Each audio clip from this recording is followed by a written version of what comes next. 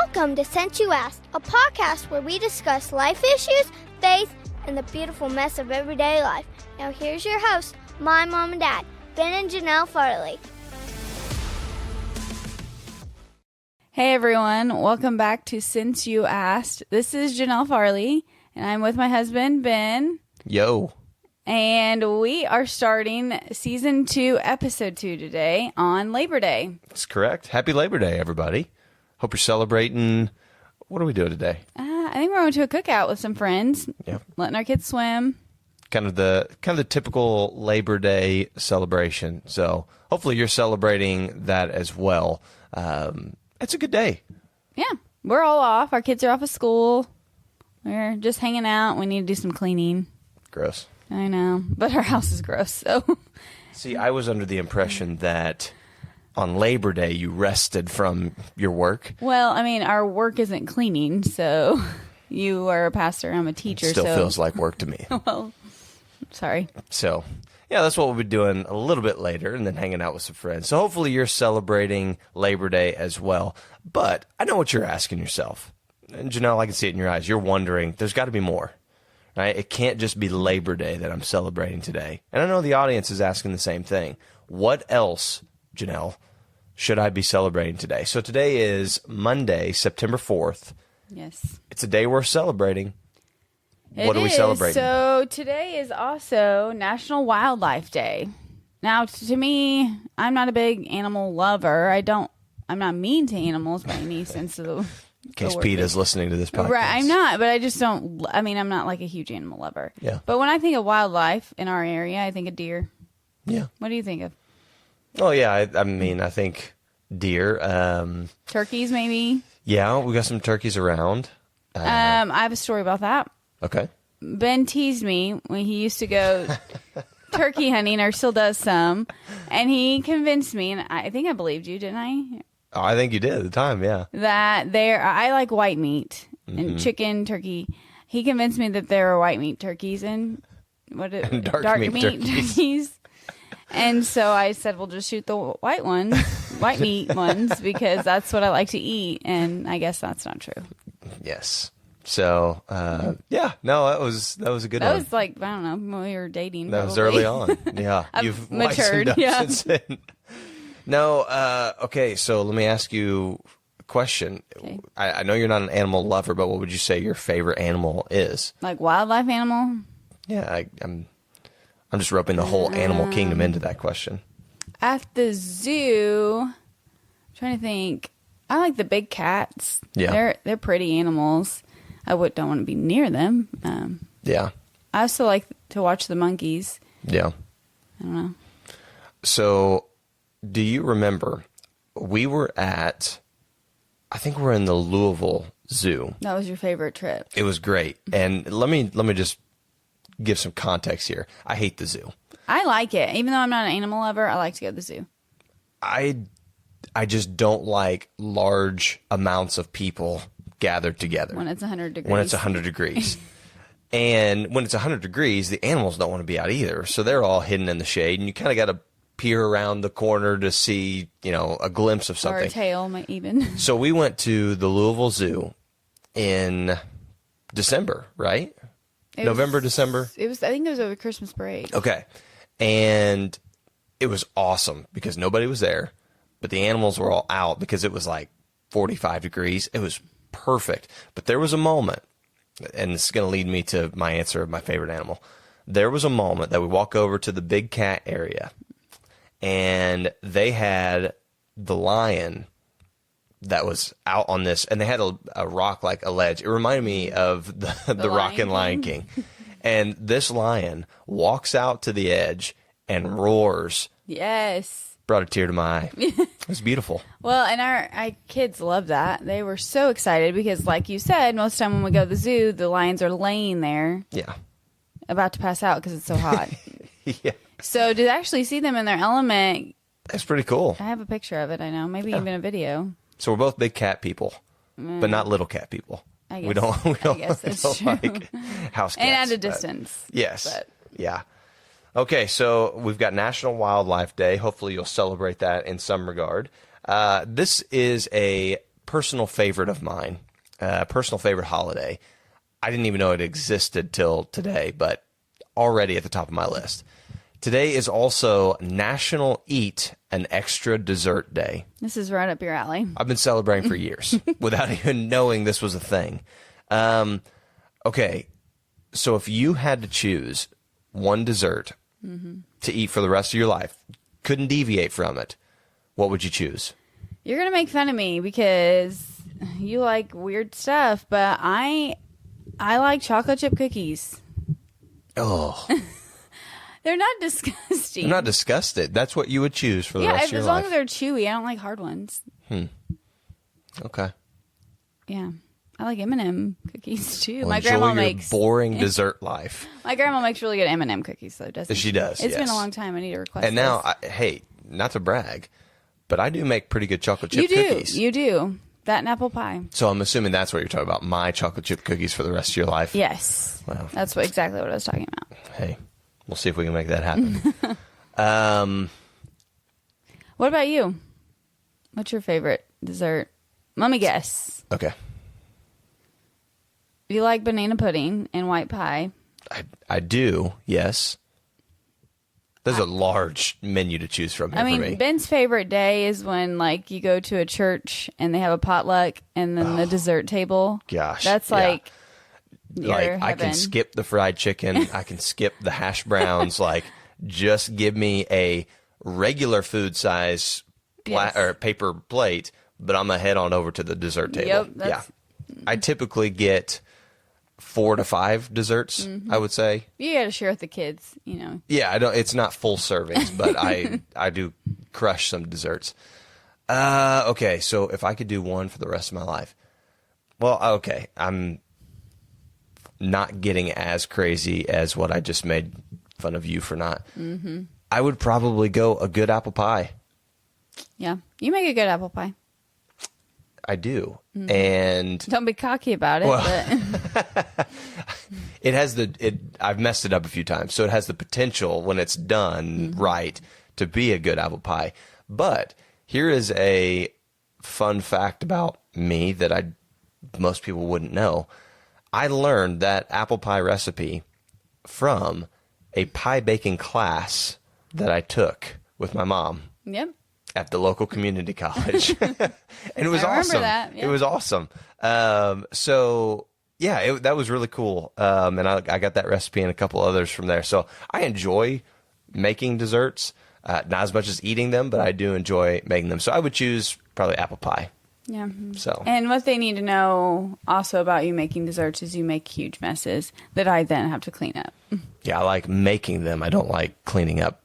Yes. The so stuff. we make a good team. Yep. All right, and the last one that we are going to discuss today is National Mouth Guard Day. Now, what do you think about when you think of a mouth guard? So I think the picture they think first and foremost is the athletic mouth guard. Right.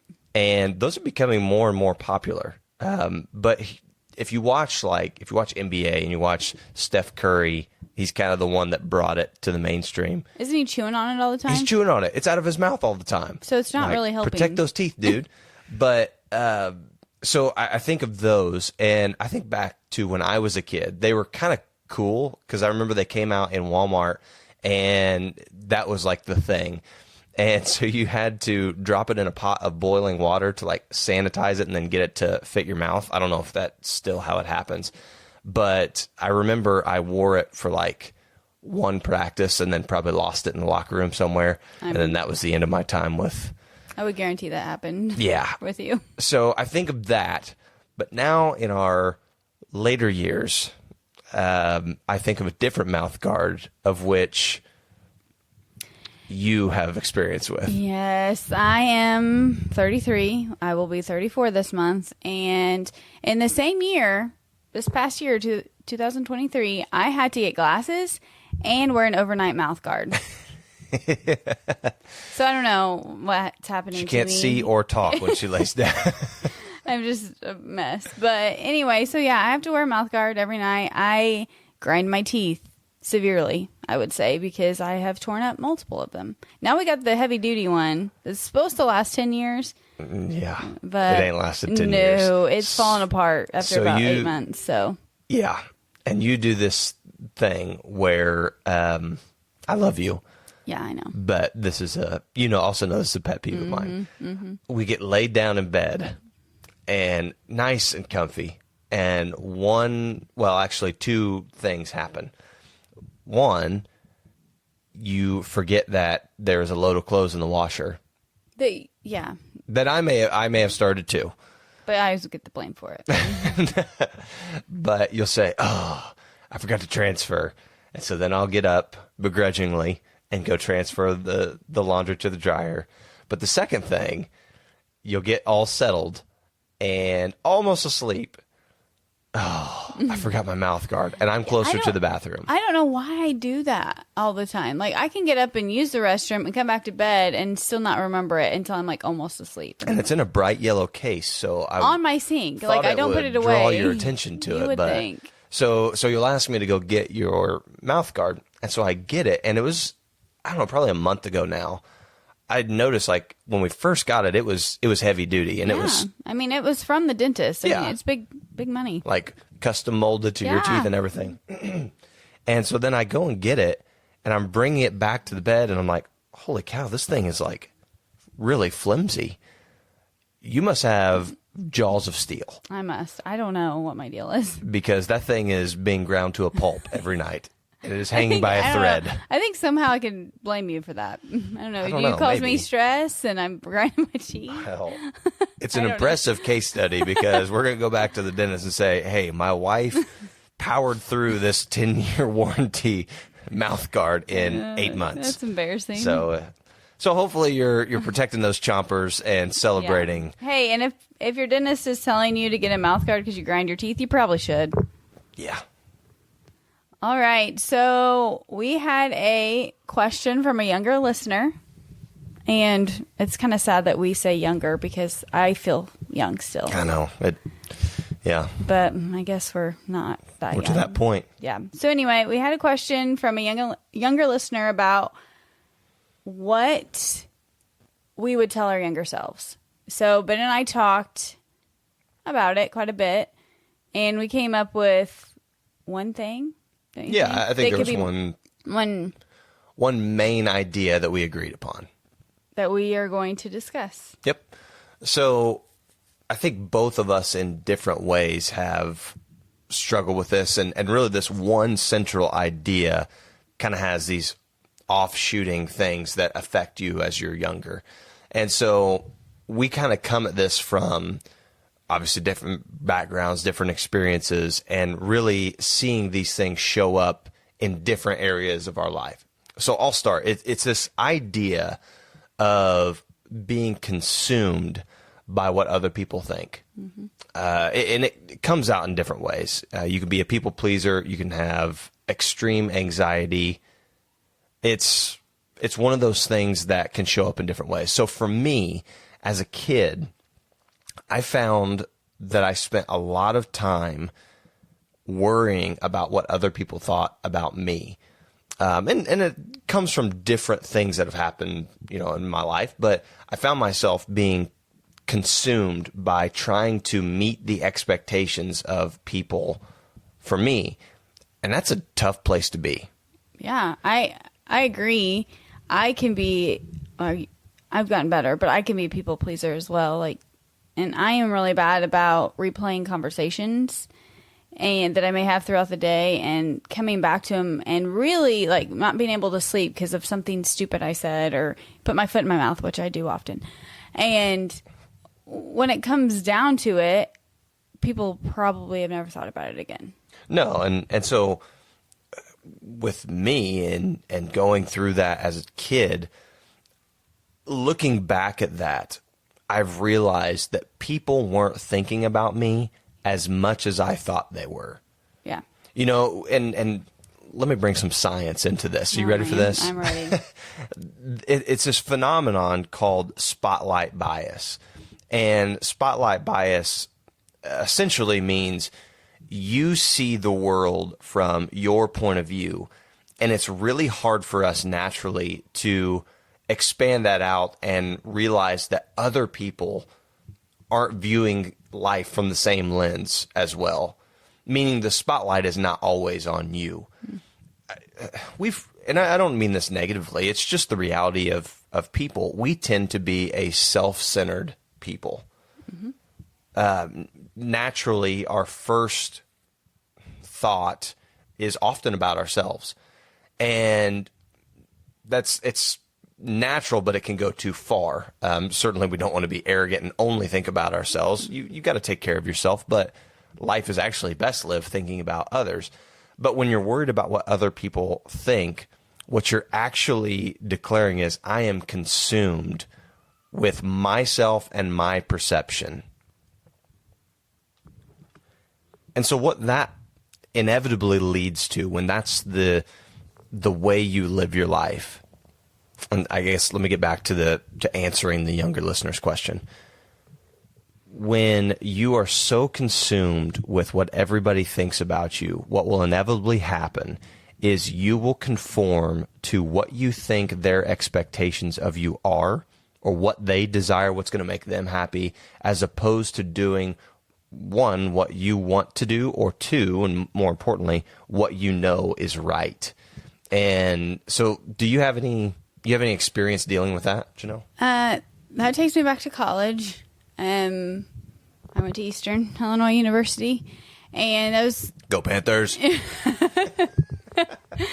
I haven't been there in years? I don't know. Yeah, you're not really a proud alumnus. Like, what's going on? I don't even know if I still have an EIU shirt, but that's where I went. I had a good experience there, but when I think about trying to be who other people wanted me to be versus just sticking to who Jesus wanted me to be, yeah, I struggled in college. I would do the church thing. I would go to the on-site or on-campus church on Sundays after partying with friends on the Saturday night before. So I was definitely not... I was being two different people, for sure. And, when I think about the younger listener asking this question, it is important to be true to yourself and who Jesus called you to be at all times in your life. Yeah.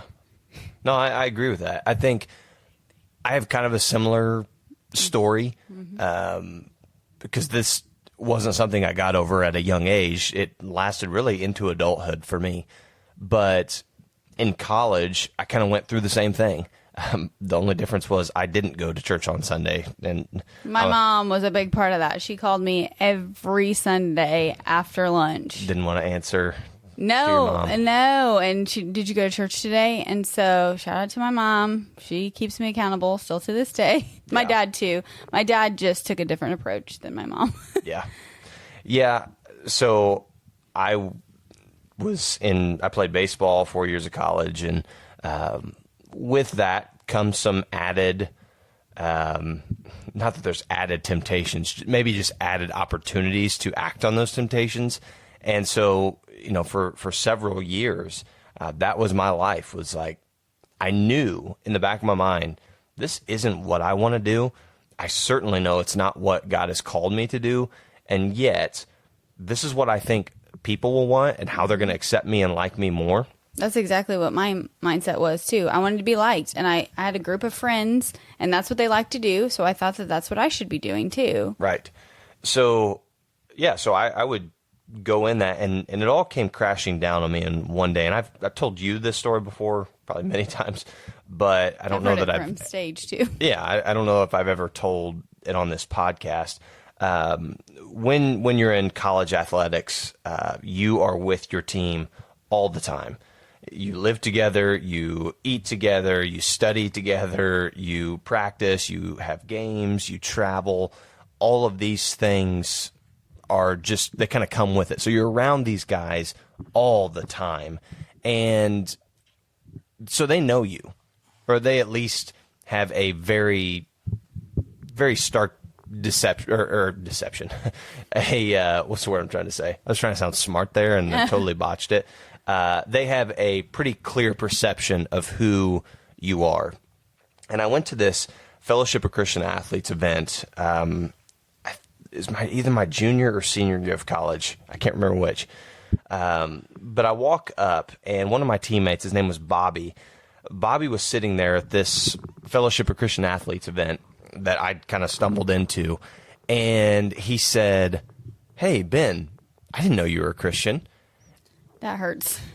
It just all came crashing down on me, and it was the realization that, holy cow, I have in my mind thought I was portraying that I was a believer, but clearly my actions told an entirely different story. And then I think back, and it's like, why did I do those things? It was because I wanted to please people. I didn't have a fear of the Lord at all, but I also didn't have a clear understanding that my life is best served serving Him and pleasing Him and not people. Mm-hmm. And so because I was wrapped up in the approval of people, I neglected what I knew was right to fit in with the crowd. Yeah. That's a dangerous place to be. It is very dangerous, because then you are not obviously living for Jesus, but you're giving people a false representation of yourself, for one, and two, no one really trusts you because you're one person one day and another person a different day. Yep. And you're not doing anyone any favors. Yeah. Living like that. Well, I stand now, 12 years post-college, which is sad. Yeah. But I look back and I think, man, what would I do differently? I would like to think I would stand on what I believed in. Yeah, me too. And I kind of have this motto now of, and I've told our kids this, you do the right thing for the right reasons, regardless of what it costs. Mm-hmm. Because doing the right thing, standing on your morals, standing on what you believe in, that will cost you something. It's going to. It's inevitable. It's going to cost you relationships. It's going to cost you something. Who knows? But if it's the right thing for the right reason, it's worth it. Yeah, and ultimately, you should be the most respected person in the room by standing up for what you believe, even though I know that's not always the case, especially in places like college. But down the road, I guarantee you would be thought of like, hey, that person may not have fallen to peer pressure, but they were strong enough to say no. Yeah. When all their friends were telling them. And another way. I wasn't, so. When we were that age, we weren't thinking about seeking the respect of people. No. We were seeking the approval of people. And now, in that moment. And now looking back, I realize how much more valuable people's respect is more than their more than their approval. Mm-hmm. So I'd rather be respected than liked at this point in my life. Absolutely. Everybody wants to be liked. Like, nobody goes around thinking, I want to see how many people I can tick off and not like me.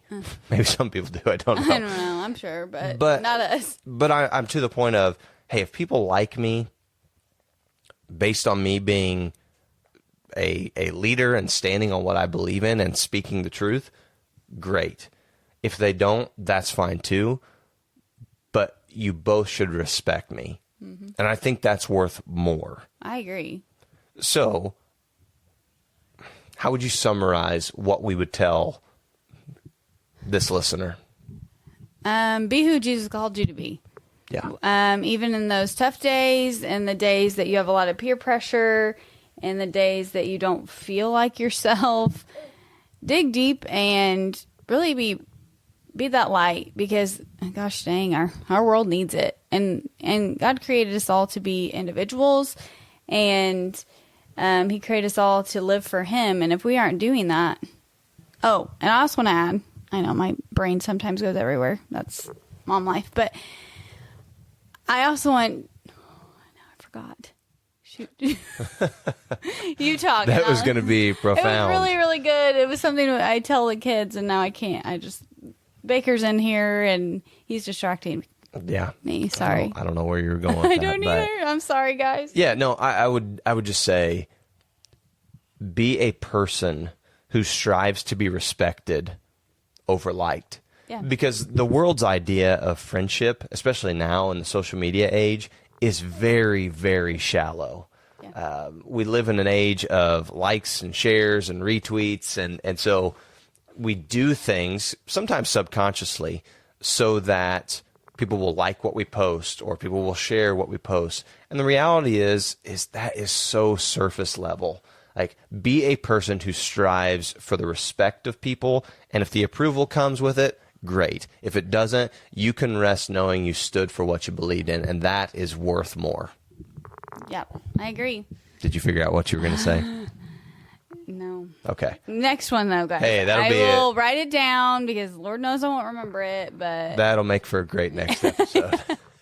Well, hey, let's wrap this episode up. I think this is a succinct episode, but I hope it gives the listeners, no matter what age you are, the tools to go and make a difference in our world. Strive to be the person that stands on what you believe in, doesn't waver from the truth, and strives for the respect of people. And you'll find that is worth more for you in the long run. All right. Well, I think that's going to do it for Season 2, Episode 2. We'll be back here in 2 weeks with Episode 3, so make sure you like and share. And if you have any questions, send them our way. We'd love to answer them. And like I said, nothing, I mean, if it's a silly question, really deep question, we'll answer it. There are no limits Since You Asked. And our daughter has already, really wanted to ask her own question, so we may even throw in a Bella question here. Yeah. So let's give them the place that they can do that. You can go to our Facebook page, just search for Since You Asked, and you'll see our little blue microphone icon in the profile. Click that. You can always send us a direct message on there, and from time to time we'll post and ask people, hey, share us your questions that you have, and we'll answer those in a future episode. So again, thank you so much for your questions. Thanks so much for your support. And we'll see you back here next time on Since You Asked. Thanks for listening to Since You Asked. Join us next time as we tackle more of life's burning questions. See you soon. Bye-bye.